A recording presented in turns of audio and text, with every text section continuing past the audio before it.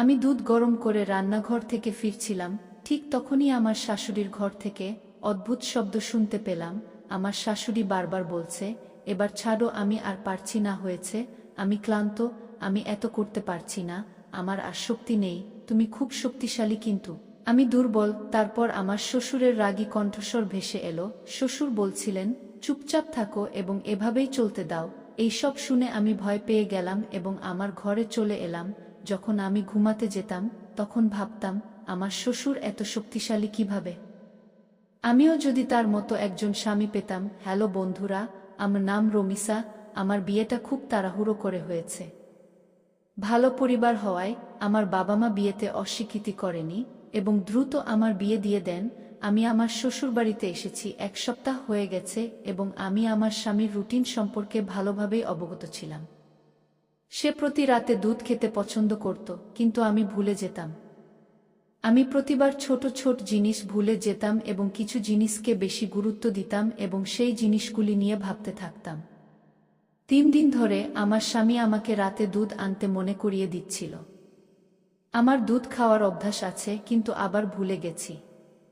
একদিন আমার স্বামী রেগে আমার কাছে এসে রেগে বলল, আমার দুধ খাওয়ার অভ্যাস আছে, কিন্তু আমি আবার ভুলে গেছি। সে বলল, আমাকে কি প্রতি রাতে বারবার বলতে হবে? আমি তাড়াতাড়ি উঠে রান্নাঘরে গেলাম। আমার শাশুড়ি তার ঘরে ছিলেন। দুধ গরম করে যখন ফিরছিলাম তখন আমার শাশুড়ি আর শ্বশুরের ঘর থেকে অদ্ভুত শব্দ আসছিল। আমার শাশুড়ি বারবার বলতে থাকলেন, থামো, আমি ক্লান্ত, এখন আর শক্তি নেই। তুমি খুব শক্তিশালী কিন্তু আমি দুর্বল। তারপর আমার শ্বশুরের রাগী কণ্ঠস্বর ভেসে এলো, তুমি কি কিছুক্ষণ অপেক্ষা করতে পারো না? এইসব শুনে আমি হতবাক হয়ে গেলাম এবং আমার ঘরে চলে এলাম। যখন আমি ঘুমাতে যেতাম তখন ভাবতে থাকতাম যে আমার শ্বশুর এত শক্তিশালী কিভাবে? আমিও এমন একজন স্বামী চেয়েছিলাম, কিন্তু আমার স্বামী খুব তাড়াতাড়ি ক্লান্ত হয়ে পড়ত। এই ভাবতে ভাবতে আমার ঘুম ভেঙে গেল। সকালে যখন আমি ঘুম থেকে উঠলাম, আমার শাশুড়ি প্রতিদিনের মতো ঘরের কাজ করছিলেন। তার আচরণ একেবারে স্বাভাবিক ছিল। মনে হচ্ছিল না যে সে রাতে এইসব করছে। একদিন আমার শ্বশুর কাজ থেকে তাড়াতাড়ি বাড়ি ফিরে এসে আমার শাশুড়িকে ঘরে ডেকে ভেতরে নিয়ে গেলেন। আমি খাবার রান্না করে শাশুড়িকে ডাকতে তার ঘরে গেলাম। যখন আমি দরজার কাছে পৌঁছালাম তখন তার কণ্ঠস্বর শুনে আমি হতবাক হয়ে গেলাম। রাতের খেলা আবার শুরু হয়েছিল। আমার শাশুড়ি বারবার বলতে লাগলেন, অপেক্ষা করো, আমি ক্লান্ত। এইসব শুনে আমি ভয় পেয়ে গেলাম এবং রান্নাঘরে ফিরে এলাম। যখন আমি রান্নাঘরে এলাম তখন ভাবছিলাম, আমার শ্বশুর কি খায় যে সে এত শক্তিশালী হয়ে ওঠে। আধ ঘন্টা পর আমি তার ঘরে ফিরে গেলাম এবং আবার একই কণ্ঠস্বর শুনতে পেলাম। এখন আমি ভাবছিলাম, আমার শ্বশুরের এত ক্ষমতাশালী হওয়ার রহস্য কি হবে। এখন আমি জানতে চাইলাম কেন আমার শাশুড়ি তাকে প্রতিদিন নিষেধ করেন। 5 মিনিট পর আমার শাশুড়ি ঘর থেকে বেরিয়ে এলেন। যখন সে বেরিয়ে এলো তখন তার মুখে কিছুই দেখা যাচ্ছিল না, কিন্তু 2 হাত তার কোমরের উপর ছিল এবং সে বলছিল, এই পিঠের ব্যথা কখন দূর হবে? এটা শুনে আমি হাসি থামাতে পারলাম না। এখন আমি জানতে চাইছিলাম, আমার শ্বশুর তাকে কি দেন। আমার মনোযোগ ছিল আমার শ্বশুরের দিকে। আমার স্বামী তাদের থেকে অনেক আলাদা ছিল। সে তাড়াতাড়ি ঘুমাতে যেত আর আমি আমার স্বামীর ভালোবাসার আকাঙ্ক্ষায় রাত জেগে থাকতাম। তারপর আমার মনোযোগ গেল আমার শ্বশুরের ঘরের দিকে। ওকে দেখে আমি অবাক হয়ে গেলাম যে এই বয়সেও ও কিভাবে মজা করতে পারে। আমার স্বামী ঘুমাচ্ছিলেন, কিন্তু আমি ভাবছিলাম যে আমার স্বামীও যদি আমার শ্বশুরের মতো হতো। আমি আমার শ্বশুরের দরজায় তার কণ্ঠস্বর শুনতে পাচ্ছিলাম, এবার থামো, আমাকে ছেড়ে দাও। এটা শুনে আমার খুব অস্বস্তি লাগল। তারপর আমার মনে হলো আমার তাদের ঘরে যাওয়া উচিত এবং দেখা উচিত যে তারা আসলে কি করে এবং তাদের শাশুড়ি এবং শ্বশুরকে কি খাওয়ায়। আমি এটা জানার চেষ্টা করেছি কিন্তু কিছুই পাইনি। তারপর আমার মনে হলো জিনিসটা নিশ্চয়ই ঘরে লুকিয়ে আছে, তাই আমি দেখতে চাইলাম ওরা এখন কি করে। তারপর আমি উঠে শাশুড়ি আর শ্বশুরের ঘরে গেলাম। ঘরে আগুন জ্বলছিল, যার অর্থ তারা ঘুমাচ্ছিল না। জানালা থেকে একটা আওয়াজ আসছিল। শাশুড়ি বলছিলেন যে তুমি এই বয়সেও আমাকে ছেড়ে যাচ্ছ না। তুমি জানো আমি এখন ক্লান্ত। শ্বশুর বলছিলেন যে কিছুক্ষণ সহ্য করো, তাহলে ব্যথা হবে না। কিছুক্ষণের জন্য নিঃশ্বাস শান্ত হয়ে গেল। আমি জানালা দিয়ে দেখার চেষ্টা করলাম, কিন্তু পর্দাটা টেনে দেওয়া হলো। কণ্ঠস্বর শোনা যাচ্ছিল, কিন্তু কিছুই দেখা যাচ্ছিল না। এটা দেখে আমি হতাশ হয়ে আমার ঘরে ফিরে গেলাম। আমিও আমার বিছানায় এসে ঘুমিয়ে পড়লাম। তখন আমার স্বামী রেগে বলল, তুমি এই মুহূর্তে কোথা থেকে আসছো? তার প্রশ্ন আমাকে অবাক করে দিল। আমি তার দিকে মনোযোগ সহকারে তাকালাম। তারপর স্বামী বিছানা থেকে উঠে আমার দিকে অদ্ভুত চোখে তাকিয়ে বলল, তুমি আমার সম্পর্কে কি ভাবো? আমি ঘুমাচ্ছি, তাই তুমি যে কোনো কিছু বলতে পারো। তুমি এটা করবে আর আমি জানতেও পারবো না। আমার স্বামীর রাগ আমাকে বিরক্ত করত। সে বলল, সত্যি করে বলো, তুমি কোথায় গিয়েছিলে? আমি সাথে সাথে বললাম, আমার শরীরটা ভালো লাগছে না, মাথা ব্যথা করছিল, তাই আমি উঠোনে বেরিয়েছিলাম। এবার তুমি বলো, এতে ভুলটা কি? আমি একটু জোরে কথা বললাম। সে কিছুক্ষণ চুপ করে রইল এবং বলল, উঠোনে যাওয়ার দরকার কি? পরের বার যখন তোমার মাথা ব্যথা হবে, যদি তুমি ব্যথা অনুভব করো, আমাকে জাগিয়ে দাও। তোমার একা বাইরে যাওয়ার দরকার নেই। এই বলে তারা আবার ঘুমিয়ে পড়ল। আমার মনে কি চলছিল জানি না। আমি তাদের ভালোবাসার জন্য আকুল ছিলাম, কিন্তু তাদের কাছে যাওয়ার সাহস আমার ছিল না। সেই রাতে কখন ঘুমিয়ে পড়লাম বুঝতেই পারিনি। এখন আমি আমার স্বামীর ঘর থেকে দিনরাত একই শব্দ শুনতে পাচ্ছিলাম এবং আমি ভাবছিলাম তারা কি করছে। পরের দিন আমার স্বামী বলল যে সে 3 দিনের জন্য বাইরে যাচ্ছে। যখন সে আমাকে এই কথা বলল, তখন আমার মাথায় একটা দারুণ বুদ্ধি এলো। আমি ভাবলাম আজ ওদের ঘরে কি হচ্ছে দেখা যাক। সন্ধ্যায় রাতের খাবারের পর আমার স্বামী হাঁটতে বের হচ্ছিলেন এবং দুজনেই একে অপরের সাথে গল্প করছিল। আমি অবাক হয়েছিলাম তাদের দেখে যে এই বয়সেও তারা একে অপরের সাথে সময় কাটায়। তাদের আর আমার জীবনটা অনেক আলাদা ছিল। এই বয়সেও তারা পূর্ণ জীবনযাপন করছিল এবং আমরা আলাদা ছিলাম। সেদিন আমি দ্রুত আমার সব কাজ শেষ করে আমার শাশুড়ির ঘরে গেলাম। আজ আমি আমার শাশুড়ির ঘরে লুকিয়ে সত্য জানার চেষ্টা করছিলাম। আমার শ্বশুর তার স্ত্রীকে খুব ভালোবাসেন এবং তাকে খুব খুশি রাখেন। আমার স্বামী আমাকে অনেক ভালোবাসে। আমি তাকে খুশি রাখতে পারিনি, তাই আমি জানতে চেয়েছিলাম যে আমার শ্বশুর কি খান যা তাকে এত শক্তিশালী করে তোলে। আমি এটা আমার স্বামীকে দিতে চেয়েছিলাম।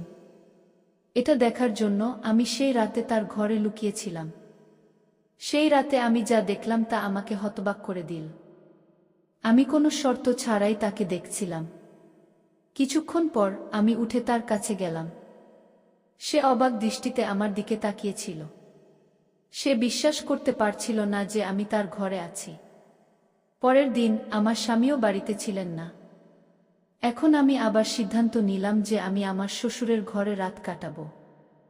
হয়তো আমার শ্বশুর এটা জানতেন, তাই তিনি রেগে আমাকে বললেন যে আজ রাতে যদি তুমি আমাদের ঘরে আসো, তাহলে আমার চেয়ে খারাপ আর কেউ হবে না। এটা শুনে আমার মন খারাপ হয়ে গেল।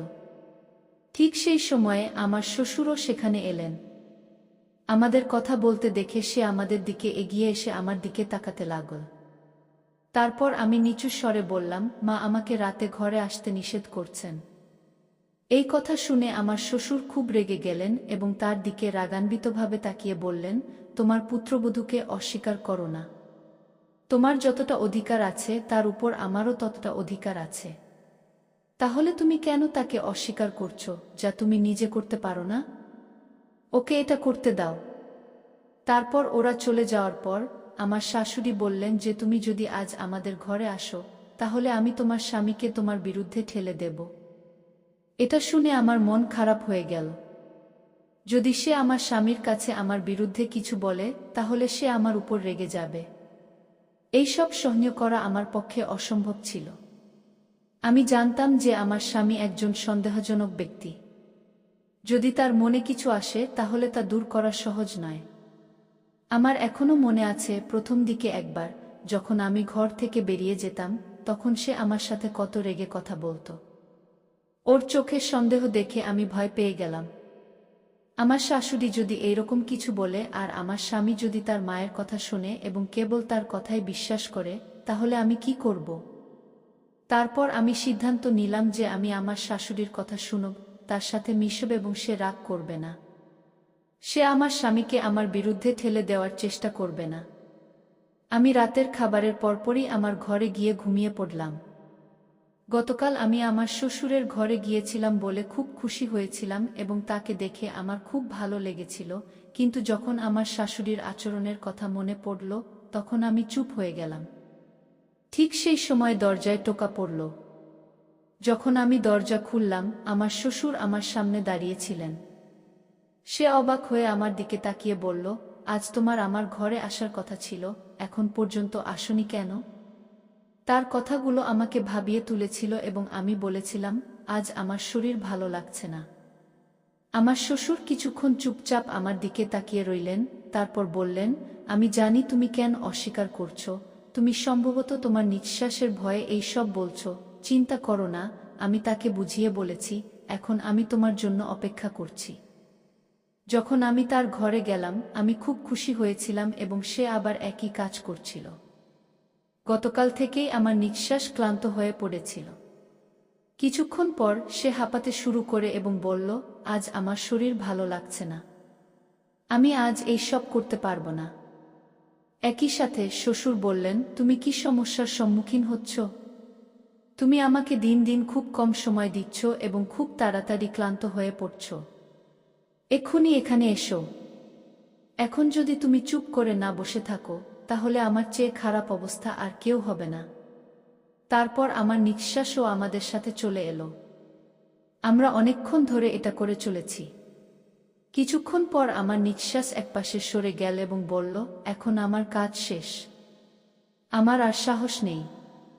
এরপর আমরা দুজনেই এটা করতে থাকি এবং অনেকক্ষণ পর যখন আমি ক্লান্ত হয়ে পড়ি, তখন আমার শ্বশুর নিজেই আমাকে বলেছিলেন যে তুমি খুব ক্লান্ত, এখন আমাদের এই কাজ বন্ধ করে আগামীকাল ছুটি নেওয়া উচিত। গত রাতে সে কাজ করতে পারেনি শুনে আমার খুব খারাপ লেগেছে।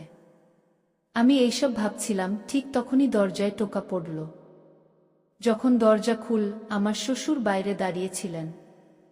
সে অদ্ভুত চোখে আমার দিকে তাকাল আর সে বলল, আজ তোমাকে খুব সুন্দর দেখাচ্ছে।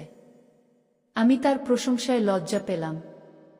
সে বলল, চলো আজ কাজ করি, আমি তোমার জন্য অপেক্ষা করছি।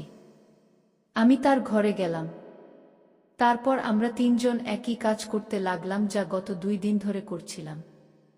এখন আমার মন বলছিল যে আমার প্রতিদিন এই কাজ করা উচিত। পরের দিন আমার স্বামীও বাড়ি ফিরে আসার সাথে সাথে সে আমাকে তার অস্থির প্রেমের গল্প বলতে লাগল। আমাকে ছাড়া সে কতটা অস্বস্তিতে ছিল এবং আমি সেখানে কতটা মিস করছিলাম। আমিও তার কথায় খুব খুশি হলাম। অবশেষে সে আমাকে বুঝতে পারল এবং সে আমার অনুপস্থিতি অনুভব করল। তারপর আমি তার কোলে মাথা রেখে আরামে ঘুমালাম। এখন আমি আমার স্বামী ঘুমানোর পর প্রতিদিন শ্বশুরের ঘরে যেতাম। তারপর আমরা মধ্যরাত পর্যন্ত এটা করতাম। এক রাতে যখন আমি শাশুড়ির শ্বশুরের ঘর থেকে আমার ঘরে ফিরে আসি, আমার স্বামী খুব রেগে যান।